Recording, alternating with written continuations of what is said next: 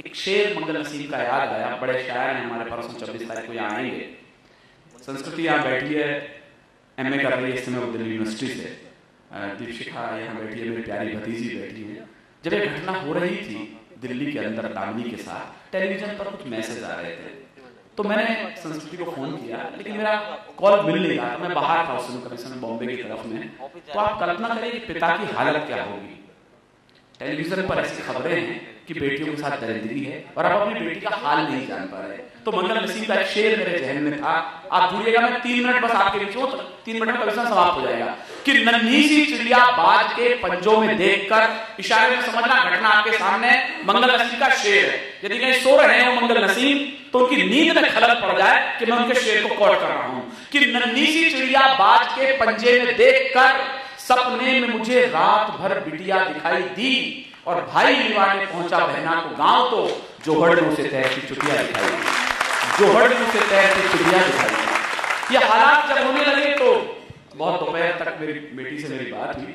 तो उसने कहा, पापा क्या आपका पुरुष इतना क्रूर होता है? जो कुछ मैंने दिल्ली में सुना, उसकी गलती नहीं थी। मनोज जी, हर बेटी की जिंदगी में जो पहला पुरुष आता है वो उसका पिता होता है। हर बेटी समझती है कि सारा पुरुष ऐसा ही होता है, ऐसे मेरे पिता है। लेकिन जब ये यथार्थ की कठोर चट्टान से कोमल भावनाएं टकराती हैं तो उसका सपना टूटता है। तो वो रोने लगे, कहने लगे ये ठीक नहीं है दुनिया। मैंने कहा नहीं, तुम वीर रस के कवि की बेटी हो। जो मैंने अपनी बेटी से कहा वो मैं अपनी भतीजी से भी कहता हूँ, आप सबसे भी कहता हूँ, फूल बनकर जो जिया उसको यहाँ मसला गया। कविता मैं तुझे सौंपता हूँ आज की शाम, मेरी उपलब्धि है, मेरी भतीजी यहाँ है तो, कि फूल बनकर जो दिया उसको यहाँ मसला गया।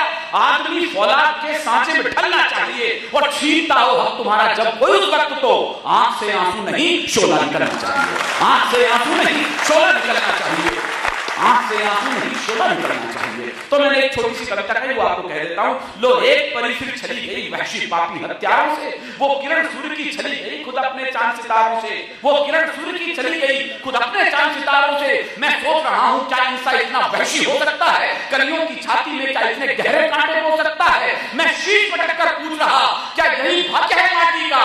दुनिया में क्या संदेश गया इस जगत गुरु की माटी का? दुनिया में क्या संदेश गया इस जगत गुरु की माटी का? हमारे खन्ना जी आप बैठे, सर हम पूरी दुनिया में एक ही बात के लिए जाने जाते थे, हमने वासना को जीत लिया था। पूरी दुनिया में इस मुल्क की पहचान थी तो केवल एक चीज के लिए।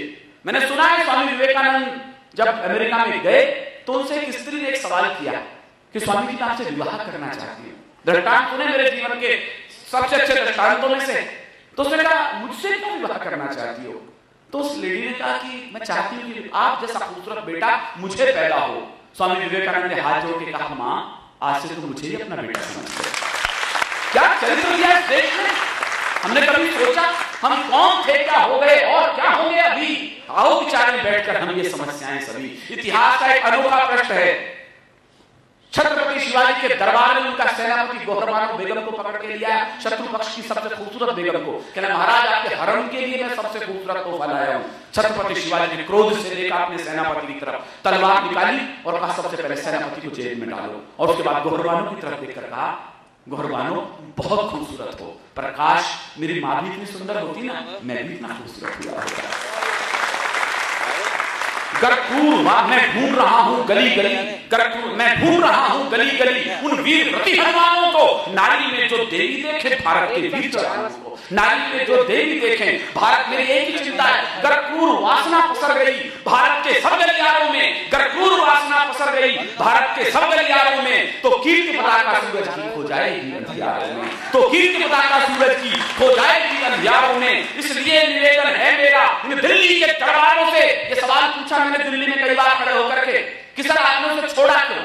उन्होंने कहा हमारे पास कानून नहीं था। मैंने कहा आपने उस बेटी को सिंगापुर क्यों भेजा? हिंदुस्तान में बड़े बड़े हॉस्पिटल थे। जब आप सुनिए हिंदुस्तान की बड़ी सरकारों का, यदि हमारे मंत्री होते, हमारे प्रतिनिधियों ने उनसे सवाल कर रहा होता, मैं उस समय की जाइए पूछिए तत्कालीन सरकारों से जिस समय घटना घटित हुई थी। उन्होंने कहा सिंगापुर इसलिए भेजा, हमारे पास हॉस्पिटल नहीं था तो हमने तो सिंगापुर भेज दिया। मैंने कहा आपने उस लड़के को क्यों छोड़ दिया? कहना हमारे पास कानून नहीं था, 17.5 साल के लड़के को हम फांसी लगा सके। अलवर के बहुत चुनिंदा श्रोताओं, मुझे आपकी तालीम में गर्माहट चाहिए, गुस्सा भी चाहिए। मैंने उसी दिन एक सवाल खड़ा किया। मैंने कहा सर यदि आपके पास हॉस्पिटल नहीं है तो आप उस लड़की को सिंगापुर भेज सकते हैं। तो मैं कानून की मांग करता हूं, यदि आपके पास कानून नहीं था तो आपने उस लड़के को दुबई के कानून के हवाले क्यों नहीं किया था? वहां था उसके लिए कानून। इसलिए निवेदन है मेरा दिल्ली के दरबारों से, मुझे चिंगारियां चाहिए आपके समर्थन में। मैं एक कानून मांगना चाहता हूं आज दिल्ली से। इसलिए निवेदन है मेरा दिल्ली के दरबारों से, अपने प्रांतों में बैठी हैं जो अलग अलग सरकारों से, अब शीघ्र न्याय दो आंसू से उपजी सारी ललकारों को। मैं अंतिम लाइन पढ़ रहा हूं, कितने लोग मेरे साथ हैं मुझे बताइएगा। इसलिए निवेदन है मेरा दिल्ली के दरबारों से, इसलिए निवेदन है मेरा इन दिल्ली के दरबारों से, अपने प्रांतों में बैठी हैं जो अलग अलग सरकारों से, अब शीघ्र न्याय दो आंसू से उपजी सारी ललकारों को। और लाल किले पर फांसी दे दो दुष्कर्मी हत्यारों को, लाल किले पर फांसी दे दो दुष्कर्मी हत्यारों से, और लाल किले पर फांसी दे दो दुष्कर्मी हत्यारों को। मैं सोच रहा हूं फांसी से क्या ये कलंक भूल जाएगा? अंतिम 4 लाइन अपने साथ लेकर ले जाइएगा। सुकरात कहते हैं किसी भी देश में गुंडागर्दी इसलिए नहीं बढ़ती कि गुंडे सड़कों पर आए। गुंडागर्दी सिर्फ इसलिए बढ़ी जब गुंडागर्दी हो रही थी, शरीफ लोगों ने अपने घरों के दरवाजे बंद कर लिए। यदि बेटियां आज दुर्गति को प्राप्त हुई हैं तो आप और हम भी इसके लिए कहीं ना कहीं जिम्मेदार हैं। मैं सोच रहा हूं फांसी से क्या ये कलंक धुल जाएगा? इस पीड़ा को मैं दावे के साथ कहता हूं कोई पुरुष नहीं समझ सकता, केवल स्त्री समझ सकती है। मैं सोच रहा हूं फांसी से क्या ये कलंक धुल जाएगा? यदि आप समझ जाएं तो इन बेटियों के प्राण प्रतिष्ठा के लिए आप एक बार तालियां उठे। मैं सोच रहा हूं फांसी से क्या ये कलंक धुल जाएगा? जो घाव आत्मा तक पहुंचा वो फांसी से धुल पाएगा, जो घाव आत्मा तक पहुंचा वो फांसी से धुल पाएगा, जो घाव आत्मा तक पहुंचा वो फांसी से धुल पाएगा। इसलिए प्रतिज्ञा सभी करो, विष बीज नहीं बोने देंगे। ये प्रतिज्ञा लेकर आते कमिश्नर समाप्त कर रहे हैं, आप सब मेरे साथ होंगे। इसलिए प्रतिज्ञा सभी करें, विष बीज नहीं बोने देंगे। अपनी आंखों के आगे हम अन्याय नहीं होने देंगे, अपनी आंखों के। बहुत बहुत शुक्रिया, बहुत बहुत धन्यवाद। सच्चा है अपना प्यार तो कई जहां का डर, गुल बन के गुलिस्तान वफा में खिलेंगे हम अब पे चुप रहे तो बहुत रंज मत करो, अगली बाहर आई तो फिर से मिलेंगे हम। बहुत बहुत शुक्रिया। मैं विनीत चौहान आप सभी का तहे दिल से धन्यवाद ज्ञापित करता हूँ। आदरणीय अशोक जी को, खन्ना जी जो हमारे अनेक कार्यक्रम में व्यस्त थे, मैं अपने मंच की तरफ से बहुत बहुत साधुवाद देता हूँ कि वे इस समय तक हमारे बीच मौजूद है। आप अपने स्थान पर एक बार खड़े होकर तालियां बजाकर आज के कमिश्नर को विराम की सूचना दें। मैं आपका धन्यवाद।